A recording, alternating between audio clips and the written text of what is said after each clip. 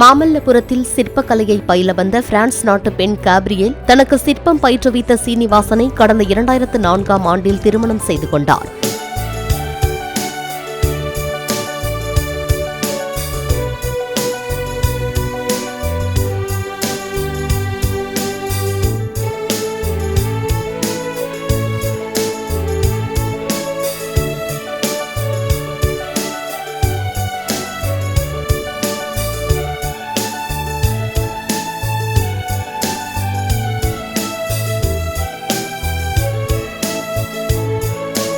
திருமணம் முடிந்த கையோடு சீனிவாசனையும் தன்னுடன் பிரான்ஸ் அழைத்துச் சென்றார் கேப்ரியேல். பிறகு அவருடன் கேப்ரியேலும் முழு நேரம் சிற்பம் வடிவமைக்கும் பணியில் மெல்ல மெல்ல ஒரு கைதேர்ந்த முழுநேர சிற்ப கலைஞராக மாறியுள்ளார்.